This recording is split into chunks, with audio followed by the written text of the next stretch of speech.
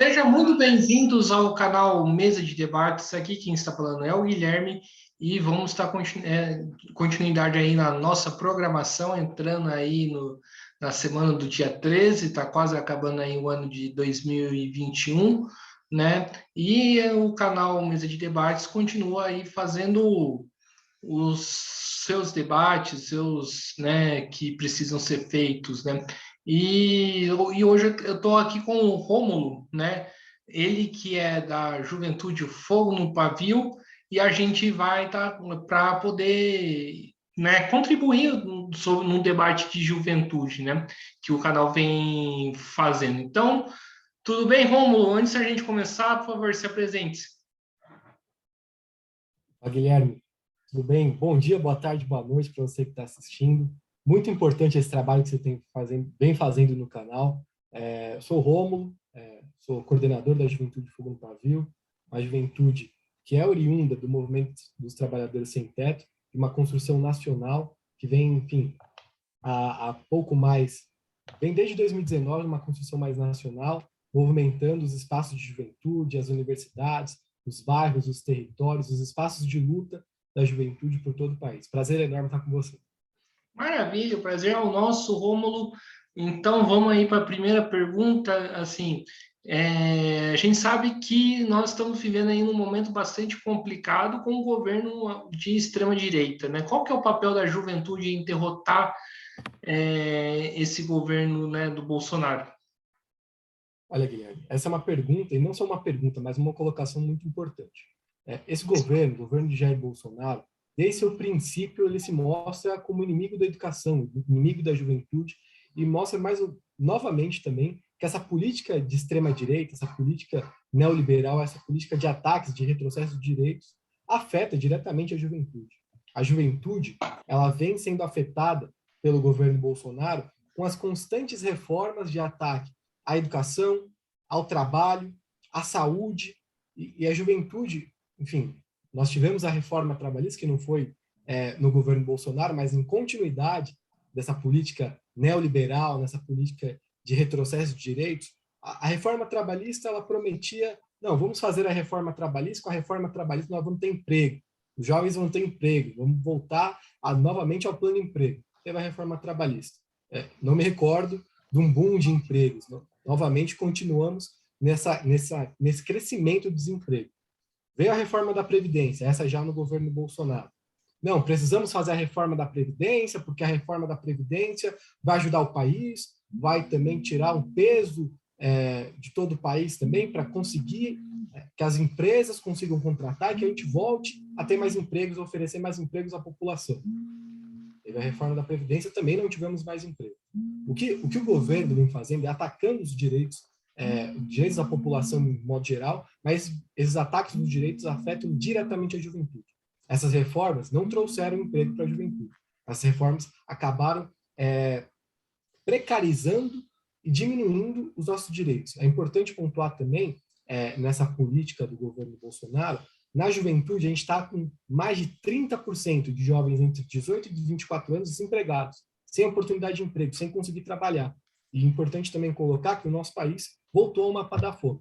E eu coloco, com o menor número de inscritos no Enem, com um número elevadíssimo de desempregados na juventude, como a gente consegue construir um país? Como a gente consegue construir um projeto de país se a gente não dá perspectiva de futuro para a nossa juventude? A nossa juventude mal e mal está conseguindo sobreviver. A gente está voltando a um cenário de fome, um cenário que o Brasil não estava, já tinha abandonado há um tempo, mas graças a essas políticas neoliberais de ataques e retrocesso, a gente retorna. Então, é um dos desafios muito grandes, e a juventude tem se colocado no front ao governo Bolsonaro, essa política de Bolsonaro, Paulo Guedes, porque essa não é a política, esse não é o país que nos serve. Não? É um país de ataques e que limita e que tira da juventude qualquer perspectiva de futuro. Então, acho que é muito importante que a juventude esteja e continue, como está fazendo até agora, fazendo um front contra esse governo negacionista, genocida, e contra a juventude e contra a educação. Maravilha, Rômulo. Rômulo, né, você falou que ataques aí à educação, né, que tem sido uma área que o governo vem, né, tentando atacar desde o começo dele, né?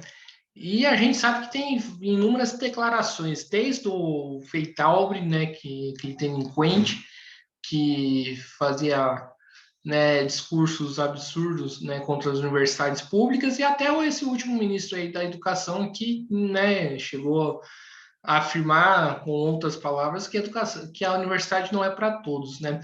E eu queria te perguntar, a serviço de quem está todo esse discurso? Olha, essa é uma colocação bem importante, né? Desde o início, na campanha mesmo do Bolsonaro, começaram ataques a universidades. O governo também vem agora com uma nova proposta do ensino médio, uma proposta que não condiz com a realidade brasileira. A realidade brasileira da escola pública é uma escola pública que, infelizmente, por falta de estrutura, ela não dá incentivo aos estudantes e também não fomenta o incentivo também aos professores, aos educadores, não tem um projeto de carreira nas nossas escolas públicas. Infelizmente, e o governo Bolsonaro, o atual Ministério da Educação, vende essa reforma do ensino médio como uma solução de todos os problemas da educação no ensino médio. E esse não é, definitivamente a reforma do ensino médio não é a saída e a solução para os problemas da escola pública em nível médio e em nível básico também, porque é muito importante pontuar que a defasagem no ensino público começa no ensino básico. Mas, bom, no início deste ano, o ministro da Educação disse que a universidade era para poucos, deveria ser para poucos. Essa foi a colocação. E, voltando, né, o governo Bolsonaro, na campanha já Bolsonaro falava que as universidades eram polo de coisas alheias à educação, tentando diminuir a importância da universidade no Brasil. As universidades públicas tem um dado também muito fundamental e importante: as universidades federais têm o mesmo orçamento desde 2004 para poder arcar com os gastos básicos. E esse orçamento, desde 2004, hoje as universidades federais estão com o dobro de alunos. Ou seja, é uma política de desmonte, é uma política de ataque e de enforcamento das universidades públicas. A gente sabe que as universidades públicas hoje são um ponto de resistência da juventude, das universidades, de projetos que pensam ainda um pouco de soberania nacional, tentando unir pesquisa, extensão, mas mesmo assim o governo Bolsonaro não valoriza e ataca a educação nas universidades. Há umas 2 semanas atrás, acho que também muitos aqui que estão acompanhando o canal também acompanharam a polêmica da liberação do ProUni para estudantes que não são estudantes pagantes em universidades privadas. E esse também é um novo retrocesso, um ataque de uma política muito importante, que é o ProUni.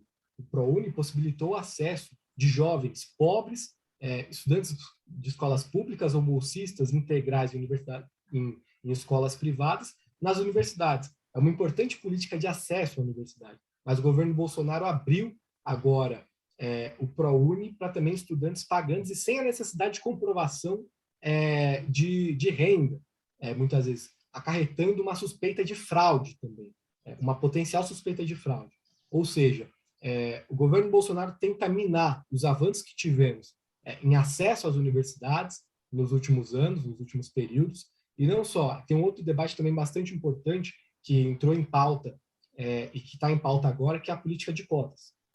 Governo Bolsonaro, não só o governo Bolsonaro, mas não só o Bolsonaro, mas as pessoas que estão ao redor, a composição de governo dele, muitas vezes se colocaram contrárias à política de cotas. Políticas de cotas tão importantes e necessárias que a gente pudesse democratizar um pouco mais o acesso às universidades. Então, é mais uma luta que a gente precisa encampar e estar no front para poder impedir que as cotas acabem ou que tenha retrocesso nessa política importante.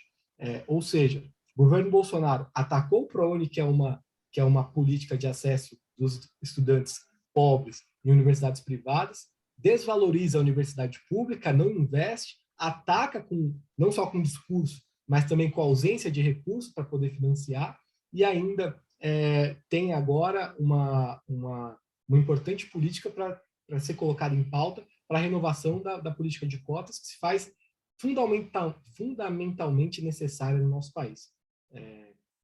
Enfim, acho que falei um pouco de muita coisa, mas espero ter respondido a pergunta. Sim, e como que está aí na juventude a discussão, né, sobre a reforma do ensino médio? Olha, a reforma do ensino médio, eu acho que isso é muito importante, é importante também colocar aqui na pauta a necessidade, não só a necessidade, a luta também que as entidades estudantis vêm fazendo, a UBS, que é a União Brasileira dos Estudantes Secundaristas, tem pautado também a reforma do ensino médio, e pautando a reforma do ensino médio não só produzindo conteúdos contrários nas redes sociais, mas também fazendo encontros para debates, porque, enfim, entender a reforma do ensino médio, entender que a reforma do ensino médio não é, hoje, no nosso país, a solução dos problemas da educação do ensino médio, que não é a solução dos problemas que envolvem o ensino médio, é fundamental, porque apesar o governo Bolsonaro, o Ministério da Educação, eles vêm com um grande pacote midiático. Eu tive acesso hoje ao comercial que está sendo circulado nas redes de televisão, em rádios, na internet. É um pacote. Você assistindo o comercial sem ter acesso ao debate que está sendo construído, você fala, pô, ideia interessante, ideia legal, vamos escolher a área do conhecimento que vamos poder atuar depois do ensino médio. Mas não é só isso, a gente precisa sim ter um aprofundamento nas áreas que a gente entende necessária, que a gente vai abarcar depois do ensino médio, no ensino superior, no ensino técnico, no exercício da nossa profissão, mas também a gente precisa que a gente tenha a base de português, matemática, história, geografia, filosofia, sociologia, antropologia. A gente tenha essa base para que a gente possa também construir não só a nossa trajetória profissional, mas a nossa trajetória cidadã, acima de tudo. Então, fazer esse debate sobre a reforma do ensino médio envolve também outros conceitos de cidadania e não só os conceitos de formação profissional. Construir esse conceito de cidadão, de agente ativo na construção da nossa sociedade é fundamental no nosso ensino médio, na nossa escola pública, que muitas vezes se vê defasada estruturalmente. Então, ter um ensino médio que consiga comportar e atender às demandas dos estudantes secundaristas é fundamental. E atender essas demandas com estrutura, com salas, com estrutura física que consiga contemplar, que consiga atender os estudantes, com também valorização dos profissionais da educação, professores, coordenadores pedagógicos, diretores das escolas, porque não é só um papel ou uma dinâmica de uma proposta que se pinta como nova que é capaz de resolver esses problemas estruturais da escola. A gente precisa de mais, muito mais. Então, defendo e coloco aqui o trabalho que a União dos Estudantes Secundaristas vem fazendo, junto também com as juventudes que a constroem. Acho que mais ou menos é isso. Maravilha, Romulo. Agora vamos sair um pouco aí desse assunto da educação e vamos aí conversar sobre uma outra questão aqui, né, que é a importância da aliança da juventude com a classe trabalhadora, né? Eu queria que você falasse aí um pouquinho, né, para a juventude Fogo no Pavio, né, qual que é a importância dessa unidade, dessa aliança? Olha, Guilherme, esse é um assunto, acho que a gente é um dos fundadores da Juventude Fogo no Pavio, digamos assim. A gente nasce do MTST, do Movimento dos Trabalhadores Sem Teto, movimento que faz ocupação urbana, movimento também nacional de construção e luta por uma reforma urbana, para que as pessoas tenham direito ao mínimo, que é a casa para morar. Mas a gente não luta só por casa, a gente luta por trabalho, por educação, por saúde, enfim, por uma vida digna, uma vida de qualidade, uma vida que a gente possa, enfim, viver minimamente com dignidade. Acho que isso deveria ser direito inerente de cada cidadão brasileiro, e infelizmente essa não é a realidade do nosso país. A gente constantemente agora, né, nessa crise pandêmica, nossos problemas foram agravados, inflação lá em cima, enfim, acho que muitos aqui viram, infelizmente, a fila do osso, pessoas, infelizmente, tendo que pegar a fila do osso, comprar osso para poder comer, para fazer uma sopa e tudo mais. e a Juventude e o Fogo no Pavio vem nessa lógica de construção, que também bebe muito na fonte da luta do MTST por uma vida com dignidade, uma vida com dignidade também para a juventude. E entender a juventude hoje, se a gente encarar a juventude é juventude até 29 anos. Só que, enfim, a juventude trabalhadora, a juventude mais pobre, a juventude que, enfim, não aos 18, aos 16, aos 17 anos, não se entende mais como juventude. Tem que trabalhar, muitas vezes, infelizmente, abandona os estudos, tem que trabalhar, tem que ajudar nas contas de casa, ou muitas vezes tem que sair de casa para poder também buscar a luta pela própria vida. E a gente, na Juventude Fogo no Pavio, tem feito esse trabalho, e esse trabalho de construção, não só de construção, mas também de luta mesmo, com a juventude, aliando as juventudes das ocupações, as juventudes dos espaços educacionais, sejam escolas, universidades, com estudantes secundaristas, para a gente também entender um pouco mais as diferentes juventudes, não só entender, mas construir em conjunto uma luta de juventude. Porque, enfim, a gente conversou já que a juventude está tendo cerceado seu direito à educação. A juventude está tendo cerceado seu direito ao trabalho. A juventude enfrentou e enfrenta ainda, infelizmente, um cerceamento do direito à saúde. É importante também colocar, não só não relevar, mas trazer à tona o debate que envolveu e que envolve a luta do SUS pela saúde, pelas vacinas, nesse importante combate que a gente vem travando contra a Covid, mas também trazer o sucateamento do SUS, que infelizmente, por ausência de financiamento, por ausência de recursos, jovens, não só os jovens, mas a população do modo geral que depende do SUS, enfrenta anos na fila para poder marcar um exame, para poder marcar uma cirurgia, para poder marcar uma consulta. Ou seja, os direitos básicos dos mais pobres, e isso inclui também uma parcela importante da juventude, são cerceados, são negados. A gente não tem acesso à educação, não tem direito não tem acesso à saúde, não tem acesso ao trabalho, não tem acesso ao lazer. Ou seja, e também esse é um outro ponto fundamentalmente importante da juventude de Fogo no Pavio, a luta por acesso à cidade. A gente, enfim, constantemente, todo início do ano, rotineiramente, a gente acompanha o aumento no valor das passagens de ônibus. E o aumento no valor das passagens de ônibus é também uma catraca dos jovens para acesso à sua própria cidade, para acessar, muitas vezes, espaços de lazer, outros espaços de cultura, que é importante também colocar que nas periferias é construído cultura, é construído cultura, é construído diversas formas de cultura também. Mas para a gente acessar e ter acesso a diferentes espaços, a outros espaços, eventualmente, as salas, isso também é importante pontuar, as salas de cinema nas grandes cidades são no centro, não na periferia. As salas de teatro são no centro, não na periferia. Acesso a parques, muitas vezes, são nas regiões centrais das cidades, não nas periferias. Ou seja, para a juventude acessar a cidade onde ela vive, onde ela mora, ela enfrenta diversas dificuldades que funcionam como uma catraca que limitam o acesso da juventude e tiram o direito à cidade.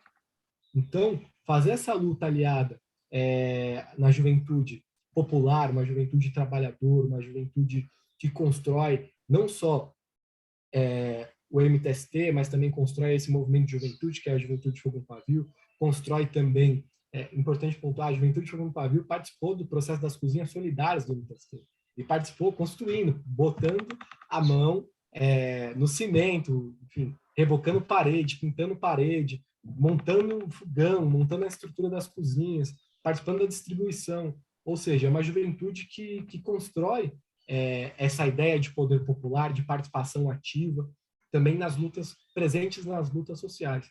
Então, só para finalizar, entendo também a Juventude de Fogo no Pavio como um importante polo de atuação, de força mesmo da juventude, que vem se construindo e se mostrando como uma alternativa para a construção de um movimento de juventude que esteja presente nos espaços educacionais, mas também presente nos espaços territoriais, fazendo a luta pelo posto de saúde da comunidade, fazendo a luta para a abertura de vagas na creche, fazendo a luta por uma nova linha de ônibus do bairro. Então, todos esses pontos a gente entende como fundamentais e estruturantes da Juventude Fogo no Pavio. Aliar a luta popular, a luta no território, com a luta nos espaços educacionais, fazendo uma luta por trabalho, fazendo uma luta por renda, fazendo uma luta, sobretudo, por dignidade, de uma vida com dignidade para a juventude. Deixa eu ver se eu entendi. A Juventude Fogo no Pavio, então, é correto afirmar que ela seria uma juventude do MTST? Então, esse é um ponto bastante importante, foi fruto de muito debate. A gente nasceu do MTST, a gente veio num coletivo de juventude do MTST.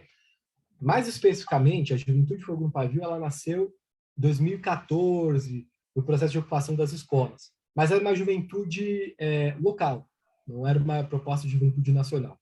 Em 2019, quando a gente teve o congresso da UNE, o CONUNE, a gente teve o nosso primeiro encontro nacional com a juventude, que era, enfim, foi a juventude daqui de São Paulo, a juventude de Pernambuco, Rio de Janeiro, enfim, todos os estados que compunham até então a Juventude Fogo no Pavio. E aí, em 2019, a gente enfrentou um debate muito importante, que era, olha, a gente é uma juventude que nasce do MTST, mas tem muita gente que não é do MTST, que quer construir a juventude, que quer estar na Fogo no Pavio. Então, a gente nasceu do MTST, mas hoje a gente não é mais uma juventude do MTST, a gente está no mesmo campo político. A gente constrói junto os atos, as mobilizações, a gente senta em conversa, mas a gente não é necessariamente uma juventude do MTST. A gente nasce do MTST, mas agora somos um coletivo de juventude mais amplo. Entendi.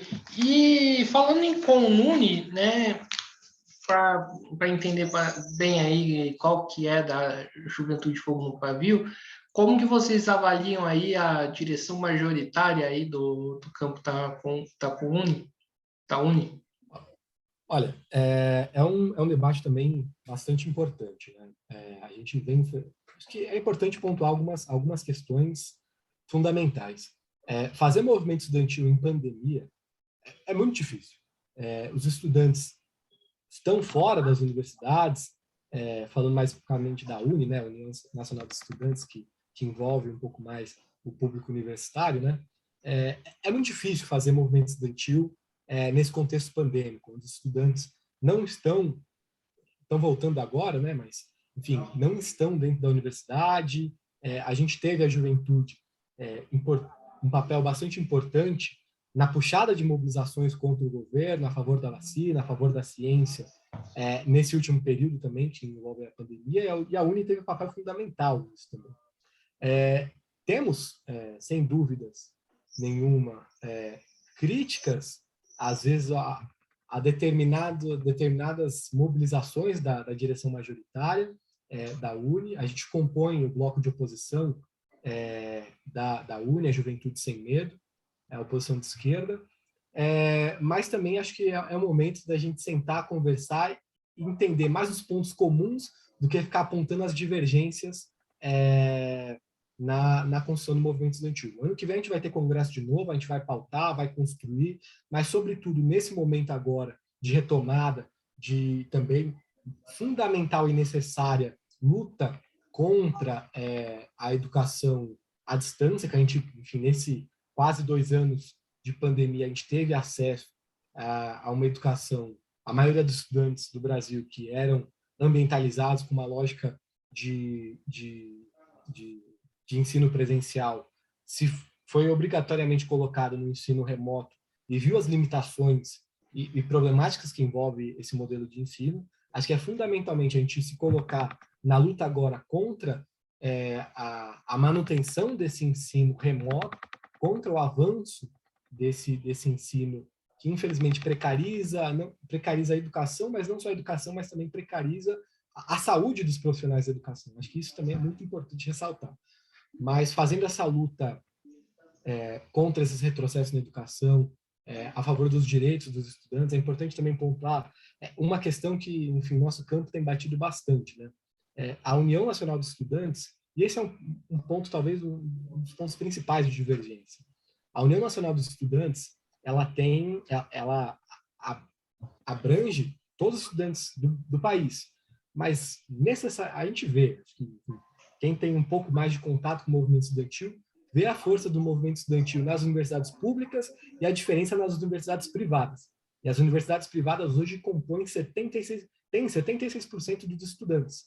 É fundamental e necessário que a UNE também se debruce para entender, e não só entender, mas lutar nesses espaços. Ter um espaço de combatividade, demonstrar sua combatividade também nesses espaços. Então, a gente se coloca num campo de oposição, mas tem muitos pontos de divergência, mas nesse momento a gente tem que trabalhar muito pela unidade. A unidade no campo democrático, a unidade contra os ataques que a União Nacional de Estudantes também sofreu nesse último período, e também reforçar a força, reforçar a importância que a UNE teve nesse último período, mais especificamente no governo Bolsonaro, foi uma das frentes de combate ao governo Bolsonaro, foi uma entidade que puxou mobilização, puxou muitas lutas contra esse governo fascista, e as nossas divergências, as nossas contradições, as nossas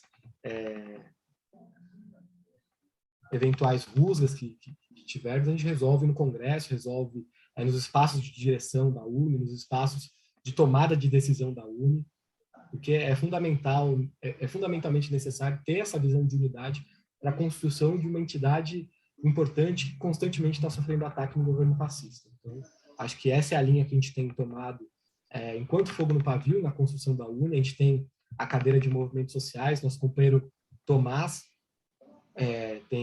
tá hoje presente nesse espaço fundamental para a gente, um espaço de construção de política da União Nacional dos Estudantes. Então, é mais ou menos essa linha que a gente tem tomado na UNE. E que não me pergunte, né, quem indicou, inclusive, você e a Juventude Fogo no Pavio foi a Érica da Revolução Solidária, né? Qual que é a relação aí que vocês têm com a Revolução Solidária e com o pessoal?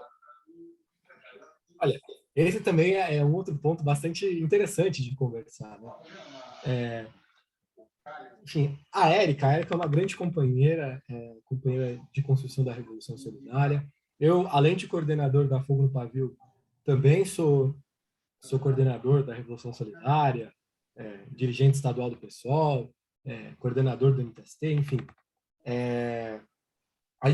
A Fogo no Pavio, como eu disse, né, ela não é uma juventude específica do MTST, a gente nasceu do MTST. E a gente não é a juventude da Revolução Solidária. Tá? A gente tem espaços de conversa, reuniões e tudo mais, mas o nosso direcionamento não é ligado à Revolução Solidária, a nossa linha política não é tirada com a Revolução Solidária, a gente tem a nossa independência organizativa, a nossa independência de coordenação também da Fogo no Pavio. A gente, enfim, dialoga porque a gente está num campo político, no mesmo campo político que constrói o MTST, que constrói a Revolução Solidária, que hoje também está o PSOL, mas a gente não tem nenhum problema para conversar com outras forças no campo democrático, sobretudo, né? Então, a gente constrói, eventualmente, espaços com outras juventudes, com outros coletivos de juventude, constrói iniciativas conjuntas. Acho que essa como eu posso dizer, essa maturidade, apesar de ser essa maturidade de entender o ponto que estamos hoje, enfrentando um governo de extrema-direita, um governo de retrocesso de direitos, e ter essa capacidade de construção de pontes, de diálogos com o campo democrático é fundamental, para que a gente consiga superar esses limites impostos pelo governo Bolsonaro, mas também que a gente consiga avançar na construção de uma agenda política que atenda a maioria da população. Então, nós, da Fogo no Pavio, temos essa maturidade para sentar com diversos coletivos, diversas forças políticas, para poder construir, conversar e encontrar pontes para que a gente possa construir conjunto. Não é o momento, fundamentalmente, não é o momento agora de tentar buscar caminhos divergentes no campo democrático, caminhos que, não vamos favorecer ou vamos construir um caminho político que fortaleça apenas o crescimento da juventude de Fogo no Pavio, ou apenas a nossa construção política. Não, é momento de sentar, de conversar, de buscar pontos de unidade, pontos de construção de pontes para a construção de iniciativas, construção de projetos, de programas. Enfim, a gente tem muito essa maturidade para o diálogo político, muita maturidade que vem também oriunda do MTST e nossos companheiros que dirigem o movimento. Então, acho que hoje a coordenação da Fogo no Pavio e a direção política da Fogo no Pavio tem muito essa linha de construção de diálogo, de construção de pontos, mas sem dúvida nenhuma, e acho que esse ponto também não deveria deixar de pontuar, sem perder a mão de nossos princípios. Uma construção que não afronte aquilo que a gente acredita. E aquilo que a gente acredita é uma construção popular, uma construção que respeite, também que entenda que muitas vezes não dá para sentar ou dialogar com determinadas forças que apunhalaram a gente nas costas em um período atrás, mas que a gente tenha a maturidade de encontrar pontes e construções conjuntas. Eu acho que, em linhas gerais, é isso que eu trago desse campo político que a gente constrói tanto com o MTST quanto com a Revolução Solidária e, mais geral, nesse campo democrático da esquerda. Então, beleza, vamos aí para uma pergunta mais polêmica, que foge aí um pouco aí da política de juventude, mas indo para mais política nacional, né? Para mim está claro, né, que a política da majoritária do PSOL, né, é o apoio à candidatura do Lula no primeiro turno, né? Mas a gente tá observando um movimento, né, que para mim já era previsível, bastante complicado, que é a aliança do Lula, né, com forças como o Geraldo Alckmin, né, e outras pessoas que a gente sabe, né, qual que é o seu caráter, né. Qual que é a posição aí da Juventude de Fogo no Pavio em relação a este tema, né, e queria que você colocasse aí para a gente. Olha, tem algumas questões que são importantes, sobre princípios, acima de tudo. Né? A candidatura do Lula, enfim, primeiro a gente tem que vencer Bolsonaro. E vencer Bolsonaro não significa vencer Bolsonaro com um bolsonarismo mais polido.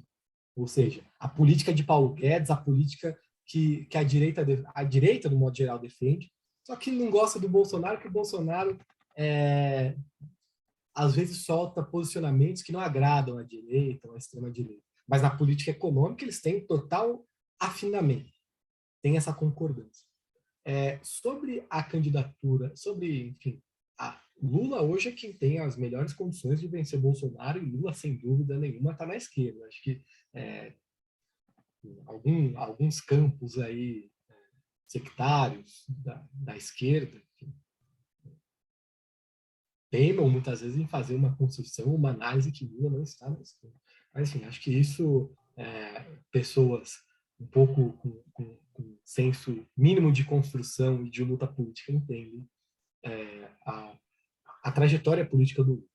Mas, acima de tudo, a construção e o posicionamento e ter analisando as pesquisas, não só as pesquisas, mas mesmo o sentimento, quando você vai numa ocupação do MTST, quando você, enfim, frequenta espaços de cultura, quando você vai para espaços mais populares, você vê que o povo está cansado do Bolsonaro, vê que o povo está sofrendo com o supermercado, está sofrendo com o desemprego, e o Lula se colocando e podendo ser candidato, o pessoal lembra, PT, o Lula, com o Lula consegui comprar minha casa, com o Lula consegui trabalho, com o Lula conseguia viver o mínimo com dignidade. E a gente voltando para o mapa da fome. E o Lula se coloca hoje como o principal candidato com as melhores condições de vencer o Bolsonaro. Acho que, partindo dessa premissa, acho que pontua e acho que traz um pouco do campo político da majoritária do PSOL, dessa opção de apoiar o Lula em um eventual primeiro turno. Só que essa decisão não tá firmada. Né? O PSOL vai passar para o ano que vem pela convenção que vai definir e bater o martelo nisso. E assim, ver o Alckmin como uma possibilidade de ser o vice do Lula não é só um retrocesso, uma contradição, mas também causa muita estranheza, porque o Alckmin, enfim, na época do golpe, na época da prisão do Lula, se posicionou favorável ao golpe, favorável à prisão do Lula, dizendo que a prisão do Lula traria um pouco mais de estabilidade ao cenário político. E acho que, enfim, Lula foi tirado da eleição, que provavelmente, ou possivelmente, teria ganho. Então, ter o Alckmin como vice nessa chapa causa, no mínimo, estranheza. E o Alckmin também foi um dos grandes financiadores e apoiadores do golpe. O Alckmin fez coro ao golpe. O Alckmin apoiou o golpe, e o golpe abriu a caixa de Pandora para todos os retrocessos de direitos, retrocessos sociais que tivemos nos últimos anos. De 2016 para cá, a gente não teve avanço político-social. O que a gente teve foi retrocesso, foi destruição. E ter o Alckmin, essa figura que apoiou toda essa política de destruição de 2016 para frente, mas não só de 2016 para frente, mas também é importante salientar e relembrar de toda a construção dos quase 30 anos do PSDB no estado de São Paulo. Alckmin era o governador na época do massacre no Pinheirinho. Pessoas morreram naquela reintegração de posse. Alckmin é um dos responsáveis pela péssima estrutura educacional que temos no estado de São Paulo, o estado mais rico da federação. Alckmin foi governador, não sei por quantos mandatos. Alckmin, enfim, seguiu e continuou seguindo esses quase 30 anos de processo político do PSDB no estado mais rico da federação, que tem milhares, quase 50 mil pessoas morando na rua. Ou seja, ter essa construção, ter essa aliança política com alguém que enfim, né, em toda a sua trajetória política, trilhou rumos muito diferentes do campo político da esquerda, de ataques à democracia, de ataques a direitos, de retrocesso de direitos, sobretudo, de entreguismo e privatizações no estado de São Paulo, sobretudo também, que esse é o projeto político do PSDB, sobretudo, e não acredito que o Alckmin está muito divergente do projeto político geral do PSDB.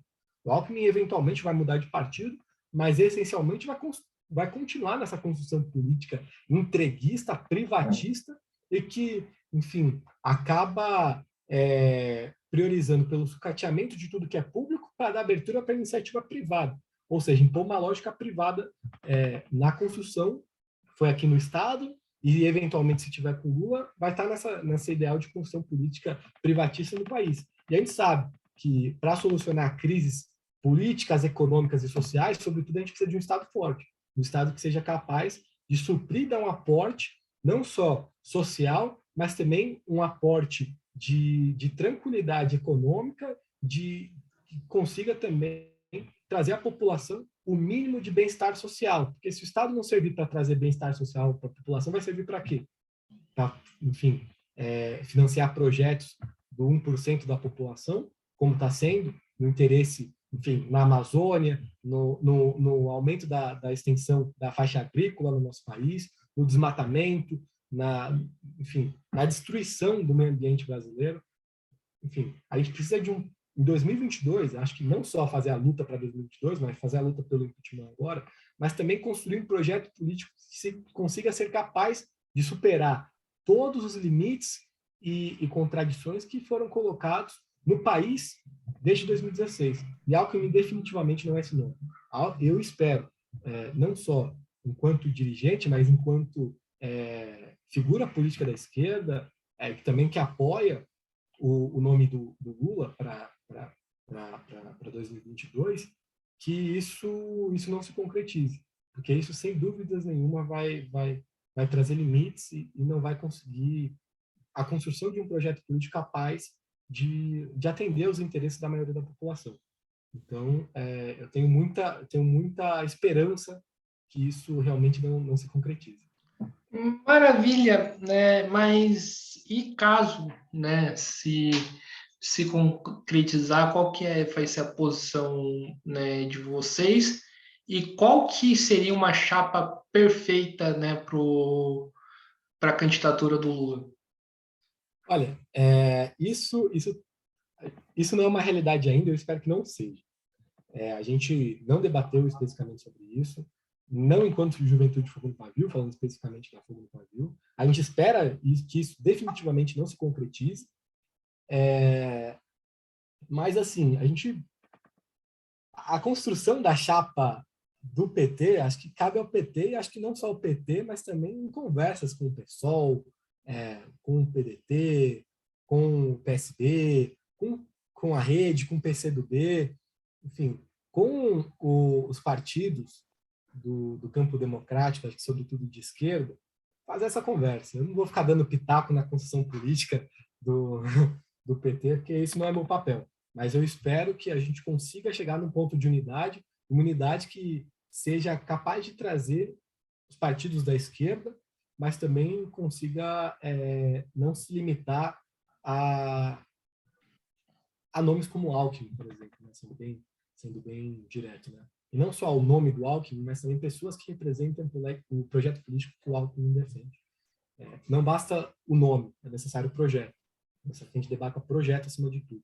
E se a gente conseguir, acho que o pessoal tem trabalhado bastante por isso, trabalhar por essa unidade no campo da esquerda, a gente vai conseguir ter uma candidatura forte, uma candidatura que consiga representar a maioria da população e que consiga, sobretudo, vencer o Bolsonaro. Não só vencer o Bolsonaro, nossa tarefa é vencer o bolsonarismo. Que não basta só vencer o Bolsonaro na urna, a gente tem que vencer o projeto de Bolsonaro. Vencer esse ideal de extrema-direita que foi colocado ou apresentado e alimentado, sobretudo, pelo Bolsonaro, um projeto que é mentiroso, um projeto que é falacioso, um projeto que não é capaz e não atende a maioria da população. É um projeto de morte, é um projeto sobretudo de morte, é um projeto de retrocesso, é um projeto que não cabe no nosso país, não cabe no Brasil de 2021. A gente precisa superar isso. Certo. E para finalizar essa parte aí da nossa conversa e depois da continuidade, né, a ela. E outro debate que existe bastante, né, na esquerda, né, se a gente espera 2022 ou se a gente derruba o Bolsonaro agora, né? Eu queria saber qual que é a posição aí da Fogo no Pavio. Olha, esperar 2022 definitivamente não é a posição da Fogo no Pavio. A gente tem construído as lutas, as mobilizações pelo Fora Bolsonaro desde o primeiro dia de governo Bolsonaro. A cada dia que o Bolsonaro fica no poder, é mais um dia de ataques, é mais um dia de retrocessos, é mais um dia de um governo negacionista, de um governo genocida, de um governo de morte. A gente definitivamente não quer que Bolsonaro fique mais um dia no poder. A gente entende a necessidade de uma construção de uma maioria popular. A gente faz a luta pelo impeachment diariamente. E essa luta é diariamente conversando com os nossos familiares, conversando com os nossos amigos, conversando com os nossos companheiros de trabalho, conversando com os nossos companheiros de universidade, com os nossos vizinhos, sobretudo. E essa luta é rotineira, cotidiana. E também participando das grandes mobilizações puxadas, chamando, mobilizando. Porque se a gente ficar sentado esperando 2022, 2022 é um cenário ainda que não existe. O amanhã não existe, o que existe é o hoje. A gente tem que lutar pelo hoje. A gente luta hoje para derrubar Bolsonaro hoje, que a gente quer Bolsonaro fora agora. Agora, esperar 2022, muita coisa pode acontecer em 2022. Definitivamente não é a posição da Fogo no Pavio e a posição que a gente defende, enquanto esquerda, e a gente não está sozinho nessa. É importante colocar que a gente não está sozinho nessa.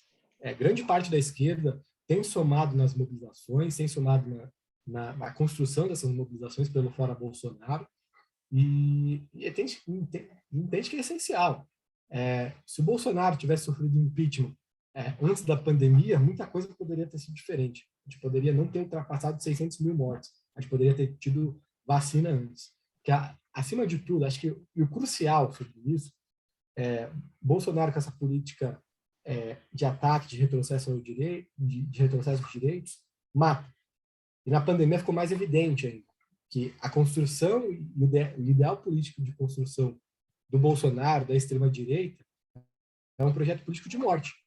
É um projeto político de corrupção, de rachadinha, enfim, de negacionismo. Enfim, é um projeto político que não atende, eu coloco, né? Não atende às necessidades do Brasil de 2021. E é fundamental também pontuar esse ponto e trazer um pouco mais sobre o debate de juventude. A juventude tem sido um dos principais atores no fronte contra o Bolsonaro, construindo mobilização. Saldo aqui todos os coletivos de juventude, a UNE, sobretudo também nesse guarda-chuva amplo também, que tem puxado as grandes mobilizações.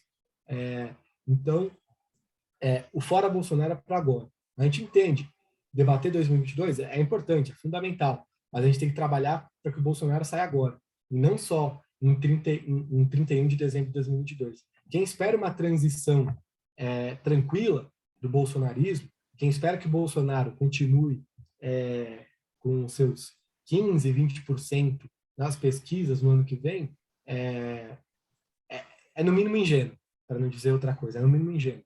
Porque em 2022, Bolsonaro já está em campanha, né? Mas vai fortalecer seu projeto de campanha. Agora aprovou o Auxílio Brasil, que, enfim, também provavelmente vai aumentar a popularidade dele para 2022. É importante trazer também que o Auxílio Brasil vai acabar em dezembro de 2022. É uma medida, sobretudo, eleitoreira, e é um crime isso que o Bolsonaro vem fazendo, tratar a política social como um palanque eleitoral para 2022. Isso a esquerda, do modo geral, tem ido forte contra. O Auxílio Brasil enfim, o Auxílio Brasil desmanchou o Bolsa Família e tentou construir um novo programa social, que não é um programa social, porque não tem continuidade, não vai ter continuidade, é só até dezembro de 2022. Então, entender a necessidade de ter o impeachment do Bolsonaro agora é o que a gente tem colocado e pautado na esquerda para essa construção, não só de 2022, mas do cenário político de agora. Como eu disse, o que existe é agora, amanhã é incerto. Certo. Agora aí para a gente, né, sair um pouco desse tema aí de política nacional e voltar aí para a questão da juventude, né, que é a pauta principal aí do nosso papo, eu queria te perguntar o seguinte, Rômulo, né, qual que é a importância de pautas contra as opressões, né, dentro da juventude? Olha, é importante pontuar essa questão, sobretudo nesse momento que a gente vive agora, né? Um governo extremamente conservador, homofóbico, machista, que ataca a juventude no modo geral. E tem um dado bastante importante: a juventude hoje sofre com desemprego, sofre com os ataques à educação e sofre também muitas vezes com a violência policial. Saiu um dado recentemente que a cada 17 minutos morre um jovem no Brasil. Nos últimos 11 anos, mais de 333 mil jovens morreram. No ano de 2019, mais de 23 mil jovens foram assassinados.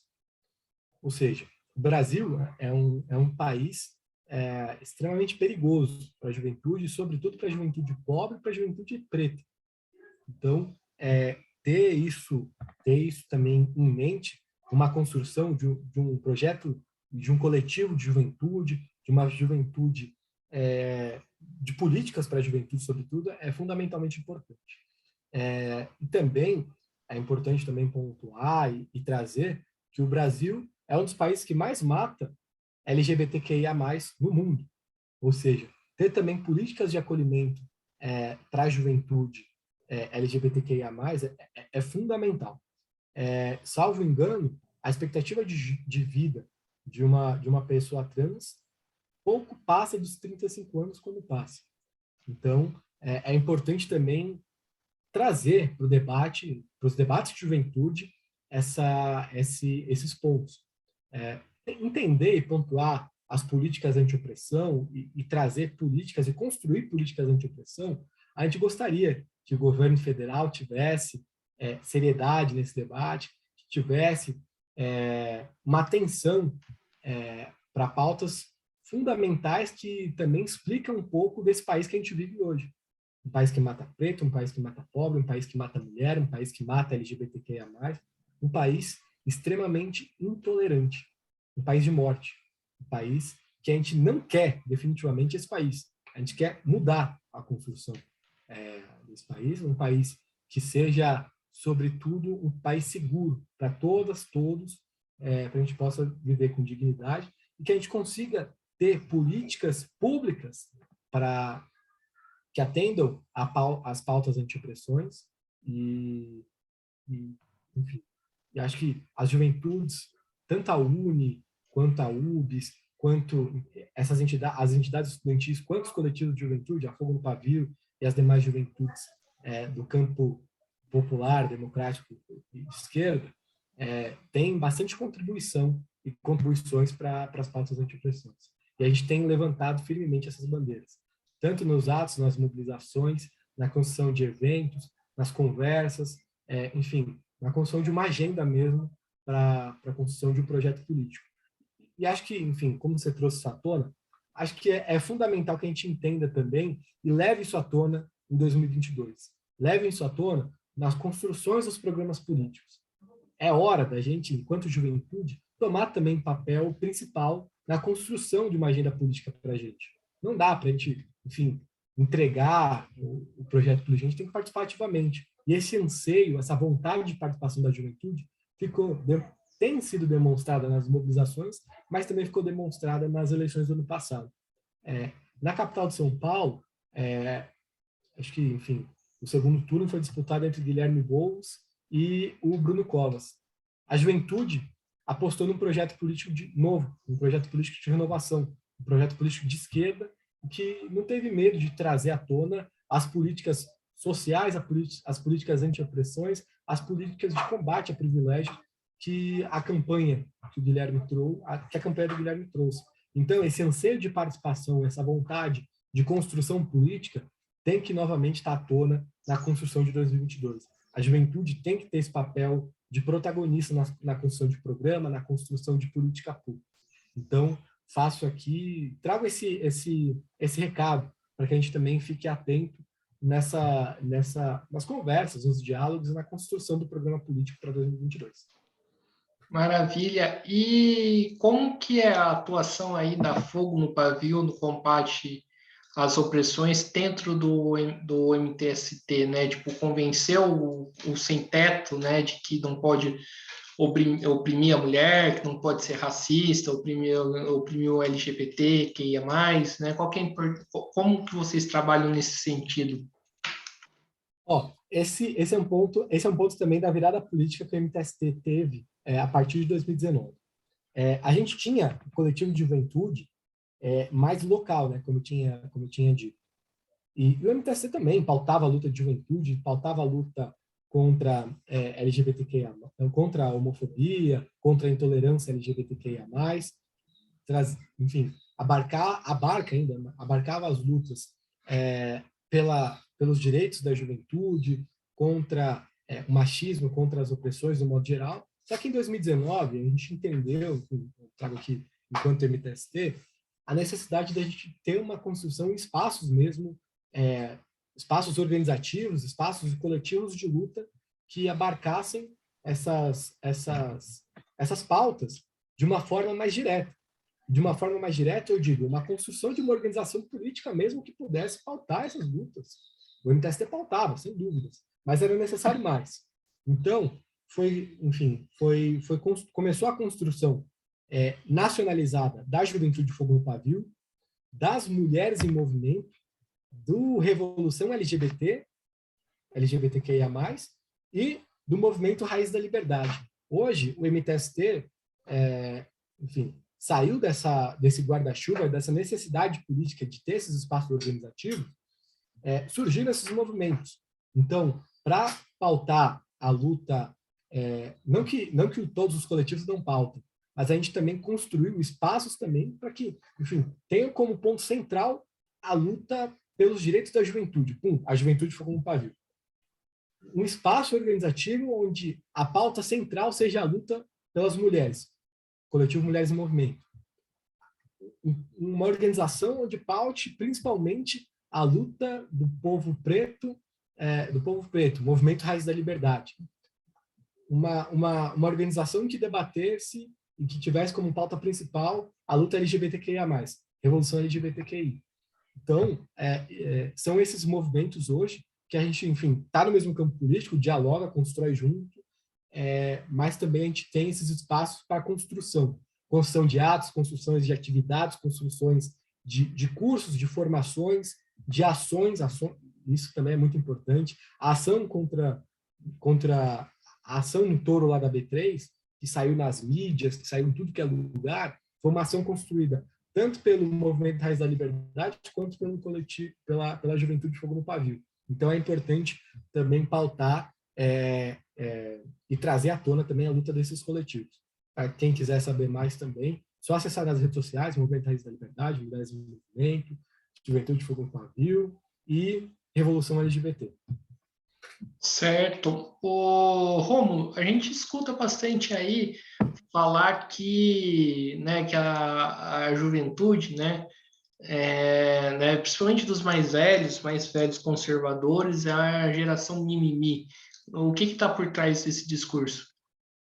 Então, acho que esse é um ponto que muitas vezes você e eu, as pessoas que estão assistindo, tiveram que debater, às vezes com familiar, com conhecido, coisa do tipo, sobre isso.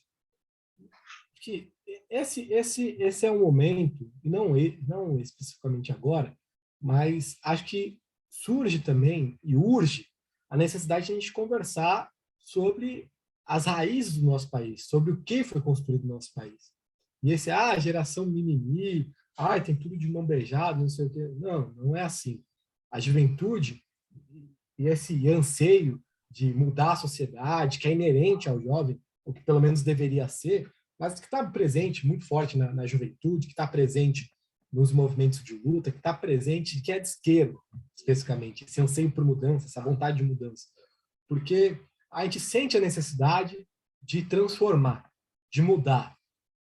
E chega um momento, e acho que dessa luta por direitos, quesitos tratam, é mimimi. Não é mimimi direito básico. Não é mimimi que as pessoas sejam tratadas com respeito, que não tenha discriminação, que não tenha ataques, que as pessoas tenham medo de viver simplesmente por ser aquilo que ela é. Não é mimimi. Quem fala que é mimimi, ou está muito enganado do país que vive, da realidade que envolve os mais de 200 milhões de brasileiros, a realidade que é construída, que foi construída no nosso país, ou então está calcado nos seus privilégios, ou que vem enfim, que não quer sair de cima dos seus privilégios para encarar ou entender o que é o Brasil. Então, entender o que é o Brasil, e não só entender, a gente não precisa, além de entender, a gente precisa transformar. E esse anseio de transformação, esse anseio, essa vontade de transformar o país, que muitas vezes, é mimimi, mas você está reclamando de muito, você está reclamando por pouco. Não. A gente quer uma vida com dignidade.